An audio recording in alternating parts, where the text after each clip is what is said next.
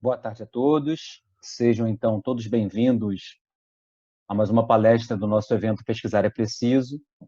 Esse evento, então, que a Pró-Reitoria de Pós-Graduação, Pesquisa e Inovação vem realizando durante o período de isolamento sobre temáticas e projetos de pesquisa da nossa universidade.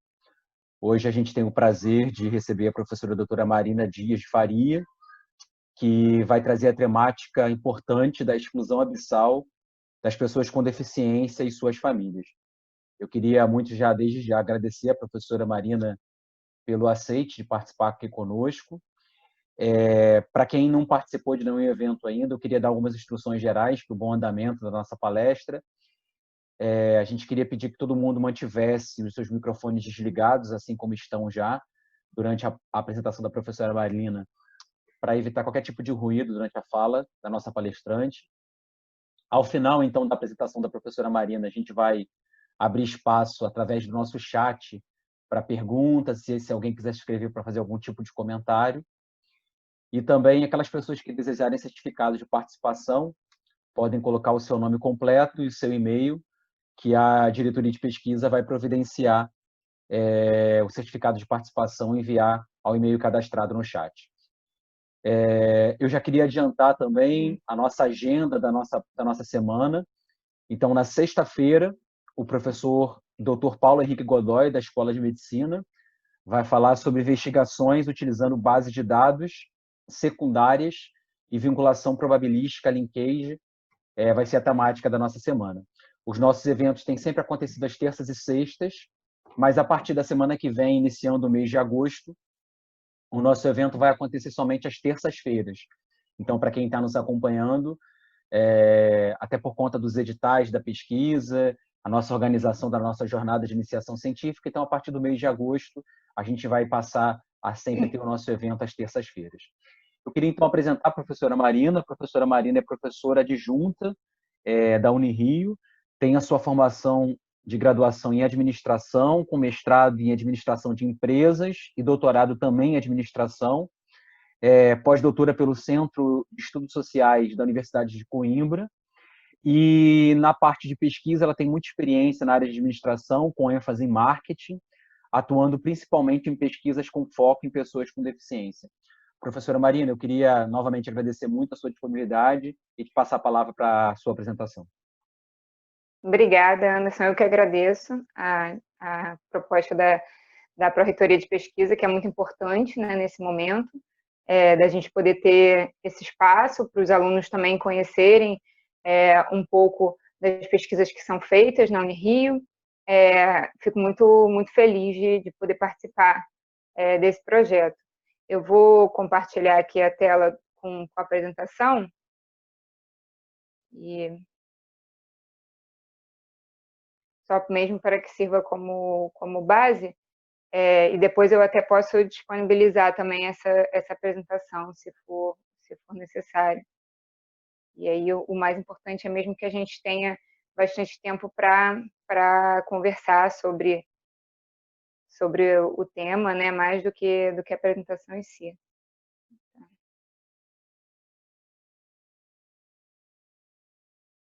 Bom, então, como o professor Anderson já falou, esse tema relativo às pessoas com deficiência é um tema que eu venho abordando há bastante tempo, na verdade, desde a minha graduação, e ele é um tema que a gente tem muita dificuldade em encontrar qualquer tipo de material mais consistente, mais crítico dentro da administração. Então, estudar pessoas com deficiência em outras áreas, como educação, como turismo, como psicologia, as outras áreas médicas, é muito mais frequente do que em administração.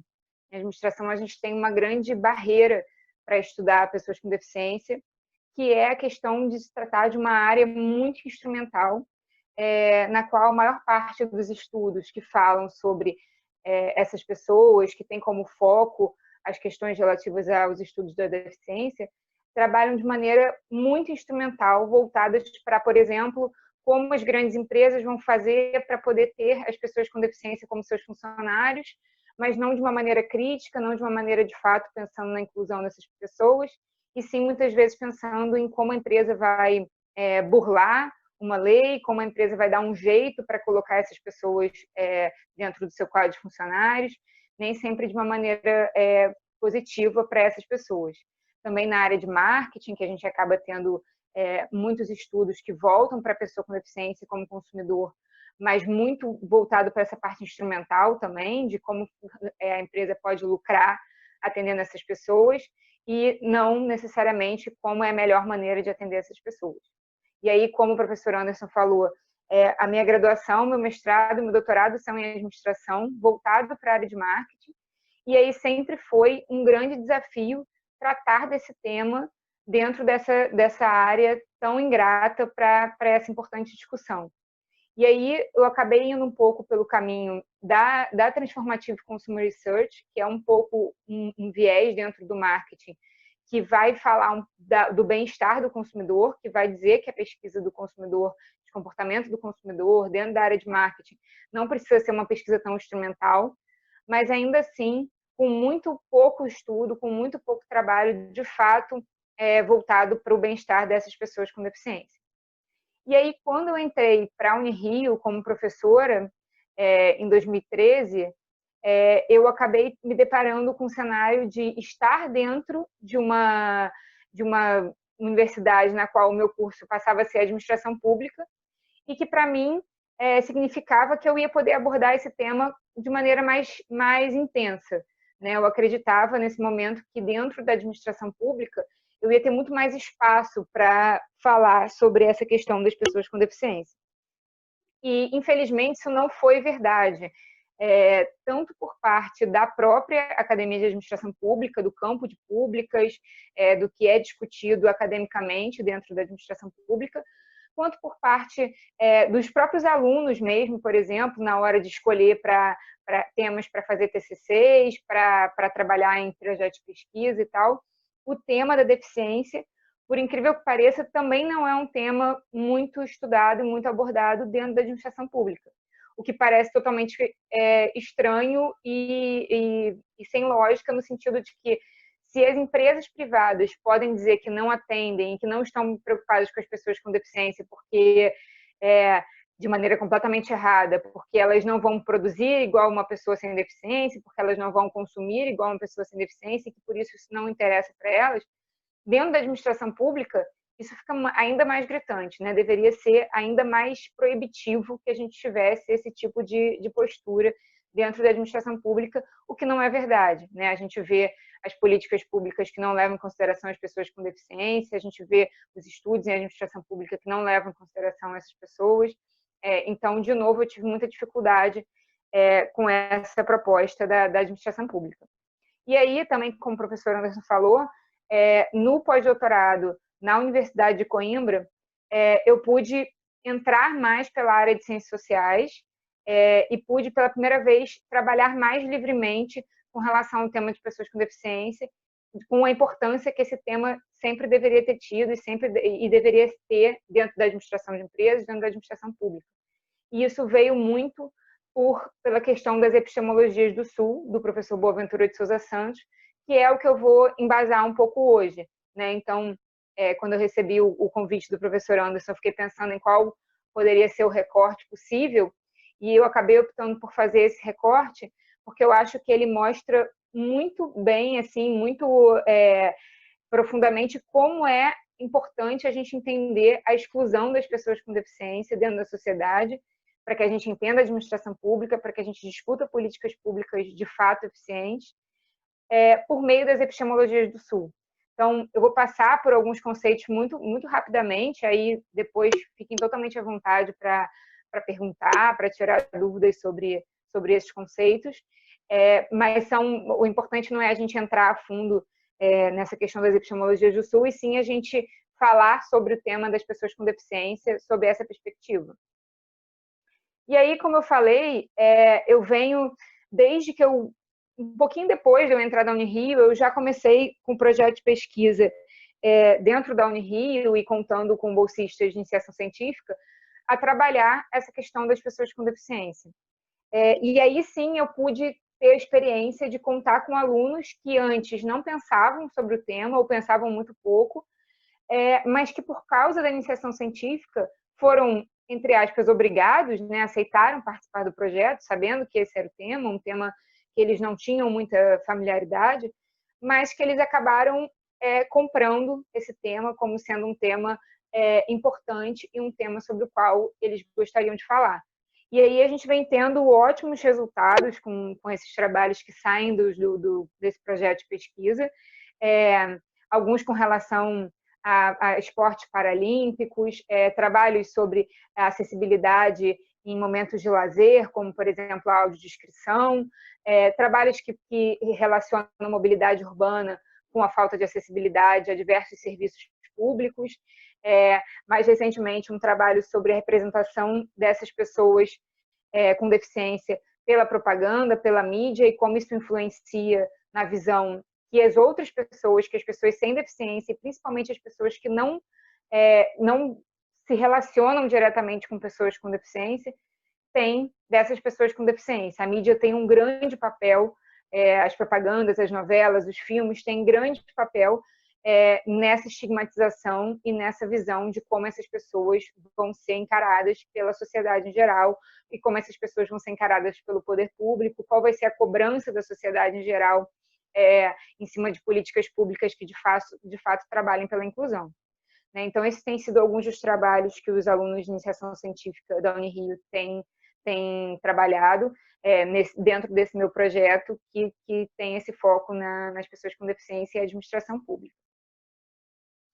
E aí, um ponto base assim, para a gente começar qualquer tipo de discussão que de fato seja comprometida com a inclusão e com a proposta de olhar as pessoas com deficiência por uma perspectiva mais inclusiva, é a gente deixar de lado um pouco o paradigma médico, que claro que é importante, que claro que a gente ter estudos na área médica a respeito das pessoas com deficiência é extremamente importante, extremamente relevante, mas é importante que a gente pense que se a gente só trabalha a perspectiva médica, a gente coloca a questão da deficiência para o deficiente. A gente joga a culpa da exclusão, a gente joga todas as questões relativas à deficiência e a gente traz o capacitismo colocando as pessoas com deficiência como pessoas incompletas.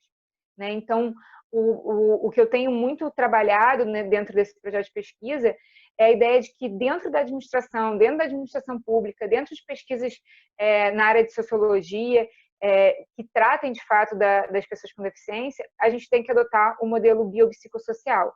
A gente tem que ver a exclusão das pessoas com deficiência como uma exclusão social, como ela é de fato uma exclusão feita pela sociedade. A sociedade impõe barreiras, a sociedade funciona de determinada forma que faz com que algumas pessoas sejam excluídas. E essa exclusão dessas pessoas, ela muitas vezes é muito útil para alguns agentes sociais, como, por exemplo, as empresas privadas, que podem continuar dizendo que não atendem determinadas pessoas, porque elas utilizam cadeira de rodas e aí elas não podem entrar no seu estabelecimento, porque eles não têm um cardápio em braille, porque eles não trabalham com audiodescrição, enfim, com diversas outras questões. Então, é muito importante que a gente bote a pessoa com deficiência no lugar de sujeito de conhecimento. É muito importante que a gente reconheça as lutas das pessoas com deficiência e, principalmente, que a gente reconheça a voz das pessoas com deficiência dentro da academia, para que a gente, de fato, trabalhe com essa luta e que a gente, de fato, possa lutar junto e não lutar na frente e não impor bandeiras que não são as bandeiras das pessoas com deficiência. E aí a gente entra exatamente na questão das associações da pessoa com deficiência com as epistemologias do Sul. Então, brevemente, a principal característica, a principal bandeira das epistemologias do Sul é a ideia de que a gente divide, a sociedade está dividida entre humanos e subhumanos, entre aqueles que importam e os que são os outros. E aí o Boaventura de Sousa Santos, que foi quem criou essas epistemologias do Sul, ele trabalha basicamente com a ideia de que você tem 3 linhas abissais que são capazes de criar esse subhumano, que são as linhas do capitalismo, do colonialismo e do heteropatriarcado. Então, essas 3 linhas, elas são capazes, e obviamente trabalhando em conjunto, com interseccionalidade, trabalhando de maneira integrada, não por acaso, de maneira integrada propositalmente, elas são capazes de separar o humano do subhumano. Elas são capazes de dizer quem é importante, quem tem valor e quem deve ser ouvido, e mais importante do que isso para a gente aqui, quem pode produzir conhecimento e quem não pode. Então, isso é muito importante nesse momento de discussão, da gente pensar a respeito de quais são os conhecimentos que são válidos e quais são os conhecimentos que são invisibilizados e por que eles são invisibilizados. Né? E aí, quando você pega os trabalhos das epistemologias do Sul, a gente tem muita coisa voltado, por exemplo, para a parte do feminismo, do colonialismo, a gente tem bastante coisa falada, muita coisa de LGBT, muita coisa para algumas populações, grupos que são colocados como subhumanos e sofrem a opressão do capitalismo, do heteropatriarcado e do colonialismo. Mas a gente tem pouca coisa e pouca associação com relação ao deficiente. E aí é um pouco a proposta que eu venho fazendo agora dentro da minha linha de pesquisa. Então, o deficiente, ele muitas vezes, ele foi ao longo da história visto como outro, essas são algumas fotos antigas que mostram essa visão do deficiente como subhumano, né? Em alguns momentos da história como monstro, em alguns momentos da história como o engraçado, o anão do circo, coisas desse tipo.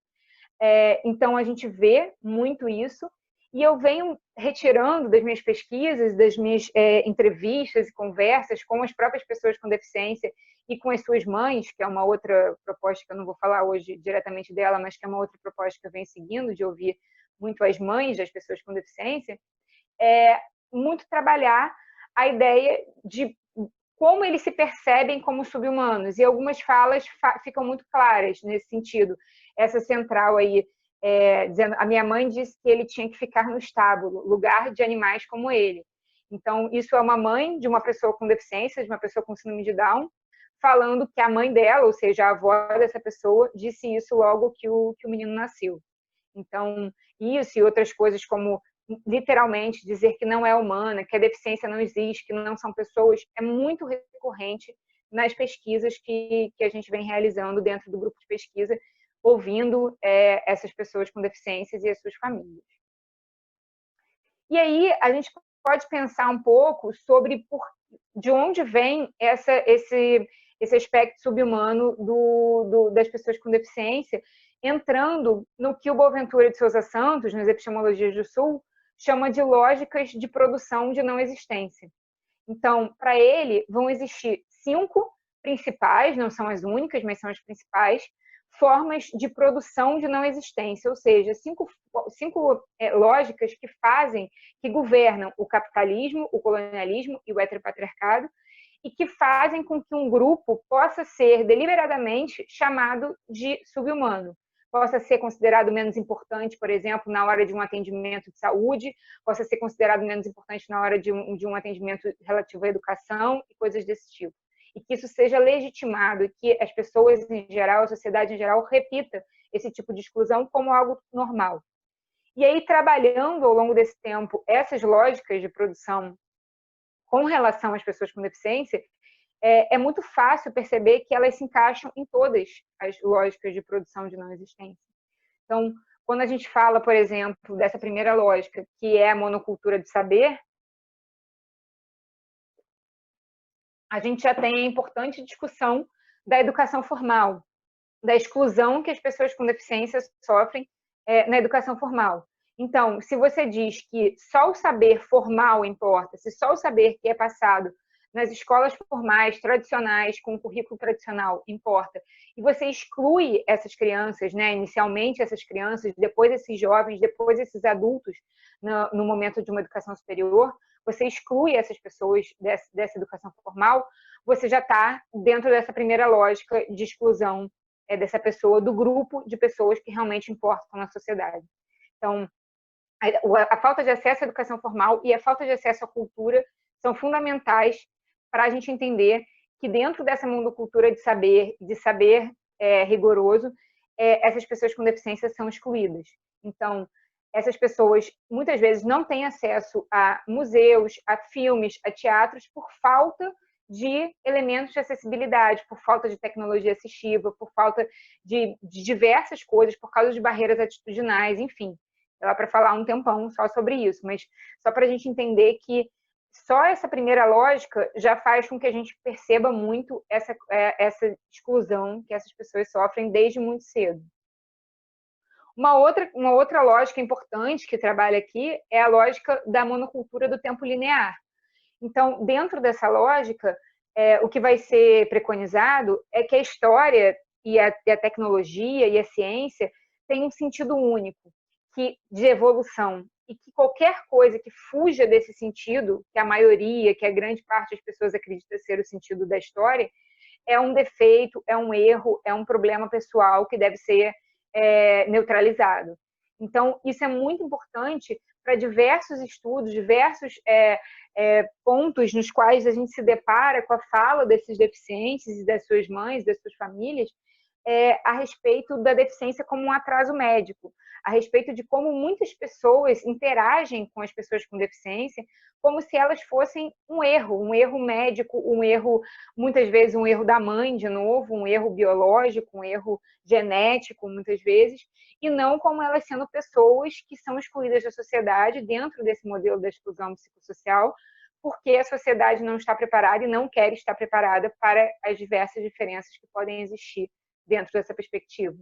Então, isso fica muito forte, por exemplo, no estudo que eu fiz no pós-doutoramento em Portugal, porque em Portugal, por exemplo, a gente tem uma lei do aborto muito diferente da nossa, e várias mães de pessoas com deficiência jovens que já nasceram depois dessa nova lei de aborto em Portugal, dizem que diversas vezes na vida delas ouviram que elas deveriam ter feito o aborto quando descobriram que o filho tinha síndrome de Down. Então, diversas vezes essas mulheres se deparam, inclusive com profissionais de saúde, que questionam e colocam elas como culpadas pela existência dos seus próprios filhos com síndrome de Down, porque elas poderiam ter optado por abortar no início da gravidez. Então, isso é bem complicado e vem exatamente dessa questão da lógica de produção de não existência. A terceira é a lógica da classificação social, que vai neutralizar que a gente vive vai naturalizar que a gente vive numa sociedade que é dividida hierarquicamente. E aí, lógico, eu estou aqui falando do ponto de vista das pessoas com deficiência em geral, eu não estou entrando em aspectos específicos, como pessoas com deficiência de baixa renda, coisas desse tipo. Mas é claro que esse aspecto da classificação social se aplica diretamente à questão de renda, à questão de classe social, etc. Mas aqui, o que é importante nesse momento é a gente entender que a gente trata como natural, a gente naturaliza o fato de que alguns grupos dominam outros grupos. E a gente naturaliza isso. E no caso do deficiente, isso é muito forte. Então, no caso da deficiência, isso faz com que o simples fato de uma pessoa ter uma deficiência torne ela, inquestionavelmente, de maneira totalmente sem poder voltar atrás, como um ser mais inferior diante de uma pessoa sem deficiência. Então, isso é bem complicado.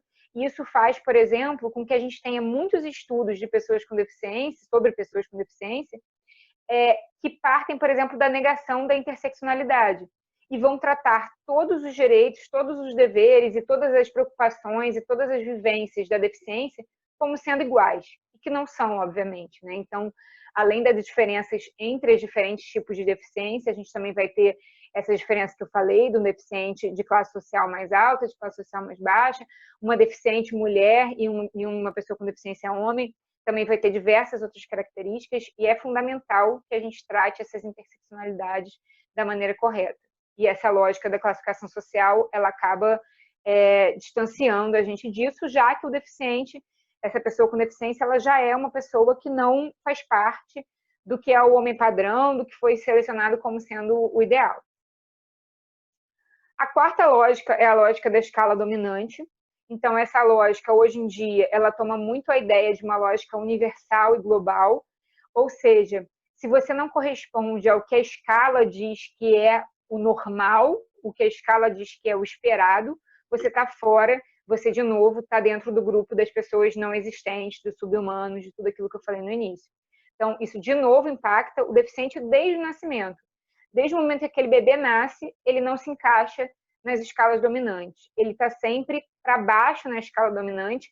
Isso quando existe uma escala que de fato comporte, que de fato seja útil e seja efetiva para aquela pessoa. Né? Então, reduzir pessoas a escalas na educação, dentro dos serviços médicos, dentro do padrão estético, por exemplo, que é outra discussão muito importante dentro dos estudos de deficiência e tal, é muito prejudicial para todo mundo, para todas as pessoas que se preocupam em discutir isso, mas é especialmente prejudicial para as pessoas com deficiência, que acabam sendo colocadas lá no finalzinho da escala todas as vezes. E, por último, a última lógica é a lógica produtivista, que é a lógica com a qual eu tenho mais trabalhado, exatamente por estar dentro da área de administração. Então, essa lógica produtivista, vinda especificamente do capitalismo, né, ela vai dizer que corpos e pessoas que não são capazes de produzir ou consumir como o padrão esperado, não são capazes de produzir na velocidade esperada, com a lógica de pensamento esperada pela empresa ou pelo poder público, dependendo do que a gente estiver falando, e também não for capaz de consumir, essas pessoas estão fora da lógica capitalista. Essas pessoas não fazem sentido para esse sistema. Então, essa lógica produtivista vai colocar as pessoas com deficiência como preguiçosos, como desqualificados, e aí a gente volta lá à questão da educação formal. Então, eles não são incluídos na educação formal, pelo menos não de maneira satisfatória, e depois, quando eles chegam lá na frente, adultos, para procurar uma vaga no mercado de trabalho, isso é usado como uma desculpa perfeita. Ah, não, eles não podem integrar o mercado de trabalho porque eles são desqualificados. Né? Então, essa lógica produtivista faz com que seja muito simples, às vezes até discutindo com alguns alunos, isso aparece muito forte, já enraizado no aluno que não está fazendo isso por mal, só simplesmente não pensou sobre isso, que diz, não, mas é claro que em administração a gente não vai estudar deficiente, porque ele não é o melhor funcionário para uma empresa, e ele não é o melhor consumidor para uma empresa, e ele não tem dinheiro. E tudo isso é um grande ciclo que é muito útil para manter a exclusão da maneira exatamente como ela está. Né? Não precisamos incluir essas pessoas na educação formal, porque afinal elas nunca vão precisar trabalhar. E elas não conseguem trabalhar porque elas não são incluídas na educação formal. Então, tudo funciona muito bem para manter as coisas como elas estão, que é péssimo, obviamente, para todo mundo, para as pessoas com deficiência e para todo mundo que se preocupa com essa questão. E aí, depois de, só para a gente encerrar, eu sei que eu já falei bastante, mas só para a gente fechar um pouco essa questão das epistemologias do Sul com relação ao deficiente, as 5 lógicas de produção de não existência vão atuar, e vai atuar também muito forte o estigma, e aí vai variar um pouco de deficiência para deficiência. Esse estigma é muito forte dentro das pessoas com deficiência intelectual, principalmente, o estigma de que essas pessoas vão ser eternas crianças. E esse estigma, de novo, é muito útil para frisar, para marcar mais forte lá as linhas abissais que eu falei do começo. Então, especialmente a do capitalismo e a do patriarcado. Né? Então, se você tem uma pessoa que é considerada uma eterna criança, que até mesmo no nosso discurso a gente acaba falando, e as próprias famílias acabam falando dessas pessoas como sendo crianças, e quando elas não são, quando elas muitas vezes já são adultos, até mesmo idosos, você não vai se questionar, a sociedade não vai precisar se questionar a respeito da exclusão dessas pessoas como consumidores e como força de trabalho. Afinal, crianças não trabalham, crianças entre 1000 aspas, não consomem, não é verdade, né? Disso o marketing se aproveita muito bem, de conseguir fazer as crianças serem consumidores ativos, mas você vai conseguir deixar todo mundo numa zona de conforto, que é muito útil para essa exclusão dentro dessa lógica capitalista. E a outra linha é a linha do patriarcado. Se a gente tem uma eterna criança e se a gente tem o mito do filho perfeito, se esse filho não é perfeito, a culpa é de quem? A culpa é da mãe. Se a culpa é da mãe, não tem problema, porque a culpa de tudo mesmo já é feminina e o cuidado, a função de cuidar já é feminina, então não tem problema. Então isso fica muito alinhado com o patriarcado. São essas mulheres que vão parar de trabalhar para cuidar dos seus filhos, são essas mulheres que muitas vezes vão dedicar a sua vida à luta das pessoas com deficiência. E não tem problema, porque cuidado é uma função feminina dentro da lógica do patriarcado. Né? Então, isso é muito frequente, isso foi bem frequente nesse trabalho que eu falei que eu fiz dentro da Universidade de Coimbra, de falar sobre as pessoas com síndrome de Down, nesse caso específico, e as redes dessas pessoas, as pessoas que são presentes na vida das pessoas com síndrome de Down, muitas vezes é muito restrito à figura materna. E aí, só para a gente fechar mesmo, algumas provocações finais, para que atores sociais serve a manutenção dessa exclusão da pessoa com deficiência, né? Como que a gente tem, por exemplo, agora, durante a pandemia, diversos lugares, não só no Brasil, diversos lugares, nos quais a gente precisa discutir que não existe um protocolo de saúde que quando uma pessoa com deficiência chegue a um hospital com sintomas de coronavírus, que ela seja descartada, porque isso teve que ser discutido, porque inicialmente era isso que estava sendo feito.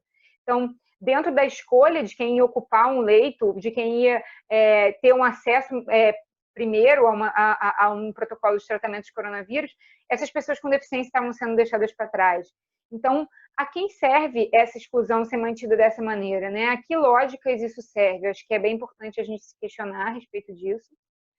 Qual é o papel, o nosso papel, né, o meu, de outras pessoas que possam estar assistindo, que sejam cientistas sociais, no rompimento dessa barreira, no rompimento dessa visão de que a vivência da deficiência é individual. Né? Então, tratar a deficiência como uma questão individual daquela pessoa é, de novo, privilegiar a opressão. Então, como que a gente faz, que tipo de pesquisa a gente faz que, de fato, levante essa bandeira e trate dessa questão de maneira adequada. Quais são os desafios para desenvolver estudos que não sejam extrativistas, ou seja, a administração, por exemplo, é cheio de estudos sobre pessoas com deficiência que não escuta uma única pessoa com deficiência na sua proposta. Então, isso é muito grave. Então, como que a gente faz para não ter uma metodologia, para não propor pesquisas que simplesmente estejam ali para extrair o que aquelas pessoas podem falar, ou às vezes nem isso, para falar sobre aquelas pessoas, sem ser falar com essas pessoas. Então, é muito importante que a gente trabalhe metodologias de falar com, que a gente trabalhe metodologias que, de fato, deem o protagonismo de luta a essas pessoas que elas, de fato, têm e que elas, de fato, deveriam ter na sociedade. E aí, para terminar, então, a minha fala foi muito nesse sentido de tentar enfatizar que é, sim, uma exclusão abissal, ou seja, essas pessoas sofrem, sim, no lugar de sub-humanos, no lugar de pessoas que não têm voz, que muitas vezes são tiradas mesmo da sua própria luta. Então, a própria luta das pessoas com deficiência muitas vezes tem cara e tem voz de outras pessoas que não são as próprias pessoas com deficiência, e isso é muito grave. É muito importante que o conhecimento venha da luta, e essa luta tem que ser legitimada. E é muito importante que a gente trabalhe com interseccionalidade. Isso que eu falei de trabalhar, os meus caminhos atuais são muito trabalhar nessa questão da mulher com deficiência e da mãe das pessoas com deficiência. Então, tentar trabalhar que mesmo algumas autoras e algumas correntes, algumas vertentes do feminismo, por exemplo, não vão levar em consideração nem as mulheres com deficiência e nem as mães dessas pessoas com deficiência, e isso é fundamental. E aí, para fechar mesmo, essa reflexão de como ficam as pessoas com deficiência durante essa época de isolamento social, como ficam depois, como ficam essas mães, essas famílias durante esse período. E aí, convidar também para quem tem interesse pelo tema, eu tenho também dentro da Unirio um projeto de extensão que trata sobre isso, que trata sobre não só sobre pessoas com deficiência, mas sobre exclusões abissais, e sobre essa reflexão de como está acontecendo, principalmente no nosso país, nesse momento de pandemia e no pós-pandemia, no que a gente vai poder discutir no pós-pandemia. Então, para quem quiser seguir, esse é o Instagram do projeto Vozes do Sul, Extensão Vozes do Sul, é um projeto da Unirio também, com alguns alunos da UFRJ, e que a gente discute um pouco isso, que também é uma coisa que vem ficando bem forte, que é como vão ficar essas pessoas, como estão ficando essas pessoas durante a pandemia e como vai ser depois. É isso, obrigada. Esse é meu e-mail da Unirio, se alguém quiser mandar alguma coisa, perguntas, pedir algum tipo de informação, de trabalho, de publicação, fiquem totalmente à vontade. Obrigada. Marina, mais uma vez eu queria agradecer a sua disponibilidade e te parabenizar pela temática e pela apresentação de hoje. Meus parabéns.